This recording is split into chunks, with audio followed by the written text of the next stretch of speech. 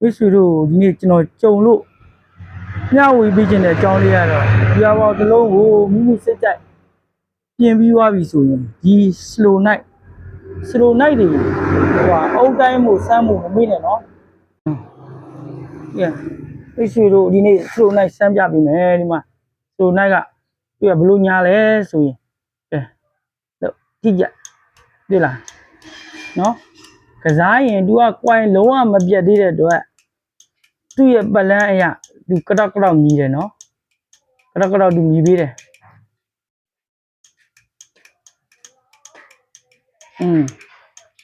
ဟုတ်ပြီအဲ့မှာအဲ့ကောင်ကိုကျွန်တော်မီတာနဲ့စမ်းပေးမယ်တိုးတာနော်ဒီကောင်အဆောင်ဝမ်း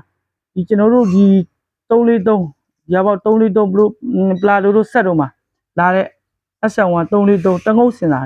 စာဒီကျွန်တော်တွေ့ကြုံမှုများအများဆုံးဒီရာပေါက်ကျွန်တော်လုံးခဲ့တဲ့အလုံးကြီးအများကြီးရှိပါပြီဗျာဘယ်လုံးပဲဖြစ်ဖြစ်တိုင်းလိုက်ရင်တငုတ်စင်စာကပုံမှန်တိုင်းဆိုရင်ဒီမှာအုံးနေရတဲ့တိုင်းမယ်ပုံမှန်တိုင်းဆိုရင်သူက17အုံးနဲ့73အုံးကြားပဲရှိရမယ်ဒီမှာတိုင်းပြလိုက်ဒါဒီမှာတွေ့လားညာနေရနော်ခုနကကျွန်တော်ပြောတယ်နော်ဒီကောင်ဒီပုံမှန်တိုင်းဆိုရင်17အုံးကတငုတ်စင်စာဖြစ်တဲ့အတွက်17အုံးနဲ့73အုံးပဲရှိမယ်နော်အဲ့ဒီကောင်နဲ့မတိုင်းဘူးဟုတ်ပြီကျွန်တော်အလန်းစကင်းနဲ့လည်းတိုင်းလို့ရတယ်လीရတယ်အလန်းစကင်းနဲ့တိုင်းဒီလားအလန်းစကင်းနဲ့လည်းသူက3.6အုံးပဲရှိတယ်နော်ဟုတ်ပြီနော်200နဲ့ပြန်တိုင်းလို့နော်ဒီလားအခုနကကျွန်တော်ဘယ်ဒီနဲ့ကစားပြတာတောက်ကြီးတယ်နော်ဒါပေမဲ့သူ့ရဲ့ဒီခုခံမှုအားနော်စလိုနိုင်တော့ရဲ့ခုခံမှုအားကြတော့သူညာသွားပြီမမှန်တော့ဘူးဗျာအဲ့ဒီဂီယာဘောတစ်လုံးကိုအဲ့ဒီစလိုနိုင်တစ်လုံးကိုကျွန်တော်ဘားဘော်လီမှာသဘောတစ်ခုဘားဘော်လီမှာကျွန်တော်ဒါတက်လိုက်လို့အရင်တော့တိုင်မှာကျွန်တော်တို့အုံးမတိုင်းမဲနဲ့အရင်တော့အတိုင်းဘယ်ဒီနဲ့စမ်းကြည့်လို့တောက်မြည်တာပဲလို့ကျွန်တော်တို့တက်လိုက်ပြီဆိုရင်တချို့စလိုနိုင်တွေကအကုတ်မထုတ်ဘူးနော်သူက40%စီးစင်းမှုရှိရတဲ့အတွက်ကုတ်မထုတ်ဘူးဒါပေမဲ့ဂီယာတွေမမှန်တော့ဂီယာအထွက်လေးတိုင်းစောင့်တာတွေဖြစ်တတ်တယ်ဂီယာမမှန်ဘူးနော်ဒါအများဆုံးတိုတာကိုကျွန်တော်ပြောပြတာနော်တိုတာဒီအများဆုံးတငုတ်စင်စာဒီဂီယာဘော်ထဲကတငုတ်စင်စာဒီ17အုံးကနေ73အုံးရှိမယ်နှငုတ်စင်စာ SN တို့ SLD တို့အဲ့ဒီစင်စာမျိုးဒီအဲ့လိုစင်စာမျိုးဒီကနှငုတ်စင်စာမှန်ရင်5တူအုံးကနေ7တူအုံးဒီအောင်ရှိရမယ်ဗျာနော်ဒါအကျမ်းများဖြစ်မယ်တွက်ထားလိုက်ရပြီအတိအကျကြီးတော့မဟုတ်ဘူးနော်အဲ့ဒါမျိုးကြောင့်ဂီယာဘောတစ်လုံးပြင်ပြီဆိုရင် slow night တွေလည်းအုံးတိုင်းမို့လည်းမမေ့ဘူးနော်အဲ့ဒါလေးကျွန်တော်ကကြုံတော့အကြံပေးတာနောက်တစ်ခုဒီ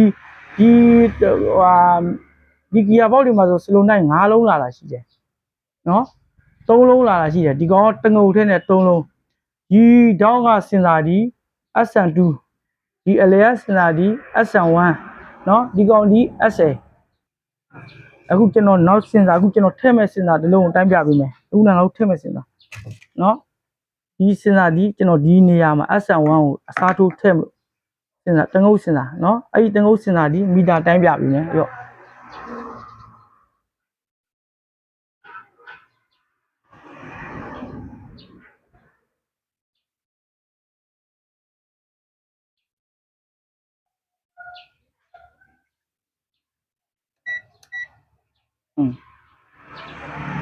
တွေ့လားဒီချက်ထိတာ